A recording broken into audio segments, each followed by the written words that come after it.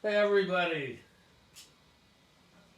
it's your old friend Gary Lucas, and I hope this is loud enough. I had a commentary from Arthur Levy, an old friend of mine, that the talking wasn't really loud enough, even through this mic amplifier setup, so I've adjusted the QAnon approved mic over here, the Blue Yeti. This is favored by online bloggers and rabble-rousers world over. It works pretty good, but you have to kind of manually adjust it for different levels. And when I go from speaking to you like this, and I'm almost in the red, when I switch to guitar, the whole thing changes, so please bear with me while I adjust this. Let's crank this sucker up a little bit. Okay. I think that's about, yeah, okay, now we're well in the red, and well, it's a beautiful, brilliant, but very chilly day here in New York, a brisk wind, and I didn't have to turn on any of the external lighting around me. I don't think that would enhance the image so much, but you do notice I've still got Christmas tree lights up from the holiday, and Carolyn and I like them so much, we're probably going to just leave them up permanently, which is sort of a Marie Crisis Cafe thing. That's a very well-known saloon dive with live singing occasionally here in the West Village. And that it's Christmas all year round there. And Russian Tea Room was also big on this kind of lighting. Oh, and please check out, well, I'm just thinking about it right now, the article about Frank Zappa and Captain Beefheart that I wrote for PleaseKillMe.com, which is a fine online magazine containing all sorts of really good writing about stuff off the beaten path, musically, artistically, and whatnot. Really compelling website, derived out of a book of the same name some years ago, which was an oral history of punk rock that the publisher Gillian McCain did with the writer Legs McNeil. So anyway, I was telling some of my Captain Beefheart stories. I have a gazillion of these, and one that just, now I'm talking about the Russian Tea Room, one of my most fun memories is the time after Doc at the Radar Station came out. This has to be about 1982 now. We had done Ice Cream for Crow jointly for Epic Records and Virgin Records. And my old friend Susan Blund, who was an Andy Warhol actress in a couple of his late Paul Morrissey big budget feature-length films, and Susan was part of the Boston Andy Warhol contingent art scene, and then moved to New York, worked for some record labels, is now a very, very well-respected independent publicist of all sorts of things. I think she's still doing it, I'm not sure. Maybe she retired. I haven't seen her in a few years, but she is an old friend, and it is thanks to her recommendation that when I moved to New York with barely a centavo in my pocket, I was able to get some freelance work writing advertising for CBS Records. That's another story. But at this point, Susan was the chief publicist at Epic Records, and thus when Ice Cream for Crow came out in the fall of 1982, she arranged for a luncheon and some press for Don Van Vliet. He was in New York. I'd gotten him on the David Letterman show for the second time. So Susan took us, as she took a lot of artists, out to the Russian Tea Room, which is a venerable old joint. I think they've renovated it. It closed for a while. But it famously, the main color motifs in there are green and red, and there's tinsel and Christmas tree lights, and it's a very festivo atmosphere. Not to mention, not at all, frowsy on the cuisine front. They had a fantastic chicken Kiev. I recall you would slice into it and butter would flow from the center of it. Really delicious. So we got to the door, and Don was wearing his trademark hat, in fact, a hat that I had made for him at JJ Hats, which is still going on Lower Fifth Avenue. And the maitre d' took one look at this and said, "Sir, you cannot enter without wearing your hat. You have to take the hat off." And Don said, pardon my French, "Shit!" And Susan and I kind of jumped, but Don held his ground and he went, "Shit!" a second time, and then spelled it out, S-H-I-T, shit. You know, he didn't want to take it off, but the guy persisted, and finally, very begrudgingly, Don took it off so we could have this meal. And it was rarely that I saw him without that hat. I have to say, that was one occasion. Another time was, there was a guy in the studio where we were recording what became Ice Cream for Crow. A black fellow named Rudy, who knew Don from running with him in LA in the mid-60s to things like Art LeBeau of Original Sound Records, Sock Hops, used to have irregular sock hops, celebrating teenage culture. And so Rudy and Don were pretty tight. They were fellow bohemians from that era, beatniks. And Rudy actually reached over once and took Don's hat off and put it on his own head. And he said, "Everybody now, I'm Don, I'm Don." And normally Don would have freaked out if anybody dared to do this. He just chuckled and said, "Man, that guy's so funny. Can you believe that, Rudy?" Anyway, I digress. I think I'm going to celebrate here at the beginning musically the fact that it's now 24 years since the death of American genius, visionary songwriter and performer Richard Berry. Richard Berry wrote all sorts of R&B classics and had some of the best people on the West Coast on the records, including, I think, the Blossoms, people Don worked with later on. And they're just gems of rock and roll. He is the author, most famously, of Louie Louie, which has been covered from here to eternity by everybody from the Kinks to Iggy Pop. They're, marching band versions of Louie Louie. It is an iconic classic, and he was one of Frank Zappa and Don Van Vliet's favorite performers. They had quite a few of his discs on 45 in their collections. And they're very funny songs. They crack me up in all sorts of ways. So I'm going to just do a little riff here on Louie Louie.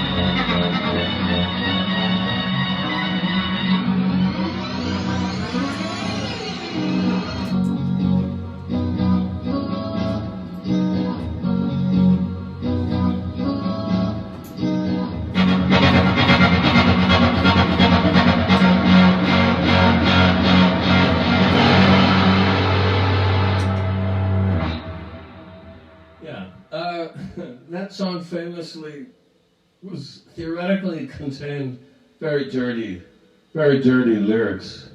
I gotta turn this mic up. You see how hard this is for me, folks? I'm working hard for you. Don't forget that tip jar now. I'm gonna mention this. I don't often mention this, but please do visit the virtual tip jar at PayPal. You must encourage me. I love to get the comments, of course, from you, but yeah, this is the main complaint until maybe Joe Biden's stimulus package goes through, and then we'll see. But in any case, and also hopefully gigs will be coming back. I'd like to believe.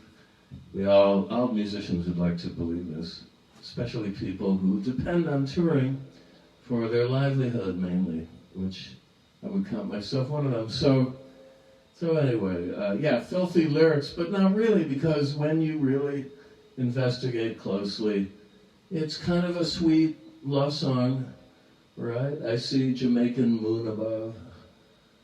I sailed for years, I found no love. This was parodied by Frank Zappa, of course, for a song called Plastic People. I see a neon moon for love, I searched for years, I found no love. I hope that love will never be a product of plasticity. Anyway, Louie Louie loomed large on a lot of people. The Beach Boys do an amazing version. I think there's an album out on Rhino or some label called Love That Louie, which collects pretty much every extant version. I know that I did this at my earliest age. Once I could master the complicated changes of the song. And actually, the original has a neat chord that most people don't incorporate in the song, which is, okay, it's an F sharp on the original. So, most people just go up to the fifth. The clean cut version, which is not the way it's done, the way Richard Berry does it is, now here we go with this mystery chord.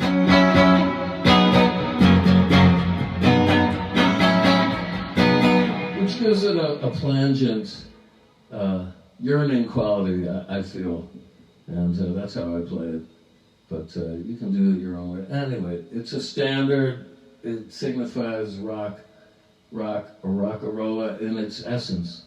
And so I salute Richard Berry on this 24th anniversary of his passing. And if you like him, there's a great album of his that came out on Charlie some years ago called Get Out of the Car, which is another one of his comedy classics, although the lyrics may not survive the intense light of day under scrutiny by the Me Too movement. I don't know.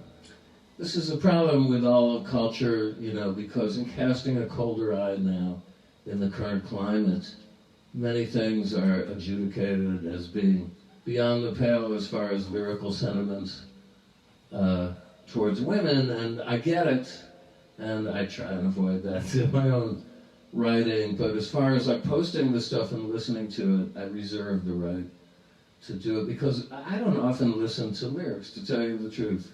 I was always a music comes first kind of guy. Yes, I mean, in the instance where a lyrical line will jibe in a resonant kind of way with the underlying melody, then yes, the whole thing can soar into the blue Empyrean, but I preferred it when the lyrics were a bit obscured, as they are by the Kingsmen. Kingsmen's version of Louie Louie is the reason why it was deemed a dirty song. Basically because they sounded like they were drunk at the session and they slurred their way all through it. So you don't really know quite what they're saying, it's hard to make out the actual lyrical line. But if you listen to Richard Berry's, it's pretty clear-cut, cheerful song about a guy trying to reconnect with his lost love overseas. Right. So anyway, such fun to pay tribute to Richard Berry. His other great classics, I could name some. There's one that he did called Daddy Daddy. I might post that later, which is kind of a leering song that posits the relationship with an older guy and a younger woman, which is frowned upon, of course, in the culture these days in a big way. Nevertheless, yes, it's kind of a nod and a wink to that kind of a relationship, but good, clean, dirty fun all the same. He has another one that's one of my favorites called Jelly Roll. Now, you know, the history of jazz was more or less written by Jelly Roll Morton, but what did he mean with that name? I don't know. I guess, you know, use your filthy imagination. And there's a guy who's put up a clip on YouTube, which is one of my favorites. I may post it later too, so please don't kill me. But what it is an excerpt from a great film by Jean-Luc Godard, Band Apart, Band of Outsiders, with the central female protagonist, Anna Karina, who I had the distinct pleasure of actually meeting about a year before she died at the Museum of the Moving Image in Queens, in Astoria, Queens, where it premiered the Golem score with Walter Horn, an excerpt of which, see how it all ties together, is on this forthcoming 40-year retrospective album. And anyway, check it out, because she's playing pool in a pool hall, and she's kind of foxy and boogieing around. And I think the music goes really well with the imagery that the guy put it to. But more on this, okay, this is this 40-year retrospective on the Knitting Factory. Why did I do it? Well, it was a way to sort of gather what I thought was my best, or at least stuff that I could really get behind, material over 35 albums or so that I put out to date.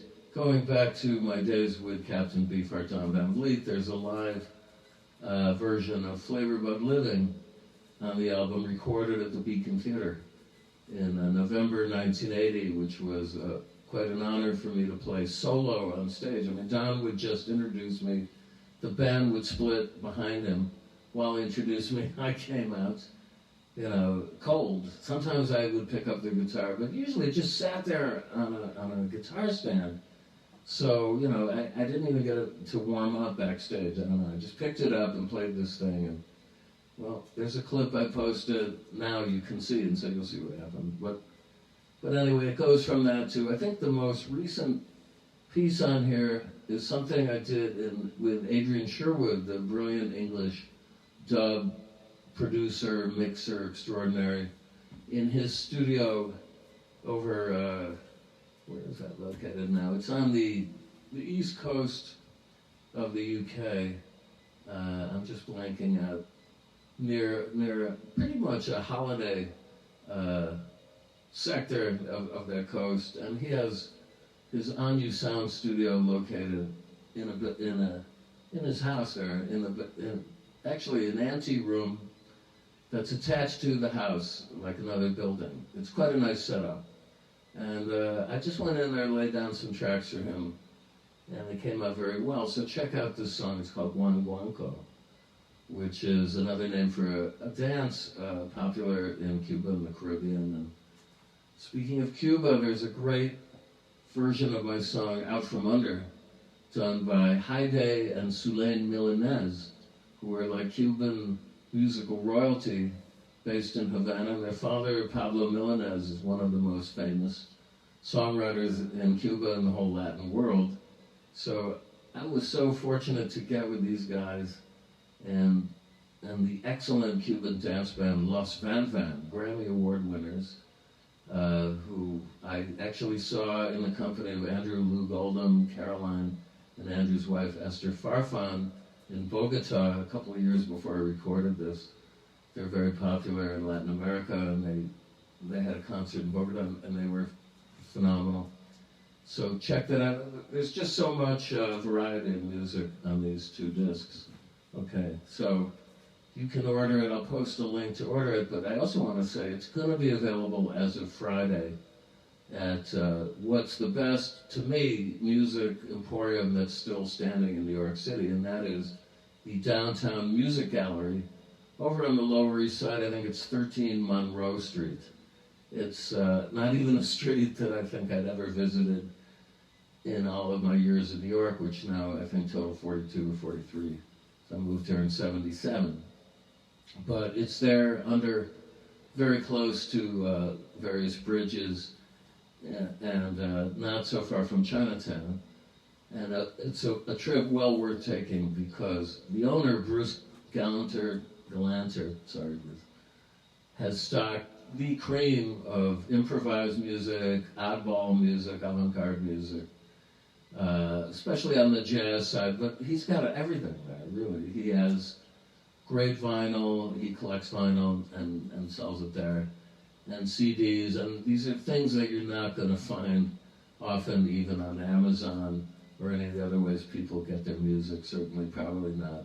Spotify, Bandcamp maybe, but anyway, if you're a collector, you should visit there because you could spend literally hours in Bruce's store. And this is their 30th anniversary this year.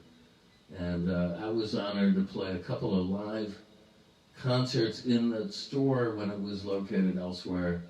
And it goes back, it's connected to a store that existed, I believe, when I moved to New York, called Lunch for Your Ears, that Bruce ran with another friend named Manny Maris. So do yourself a favor, and if you're searching, and you're in New York and searching for this album, he's going to have it on sale next Friday, which is the official release date. I made sure he's got some stock. And you can also seek it out over through my website. I think I will have autographed copies available. And so, okay, I promised I would also play some acoustic today. So let's see.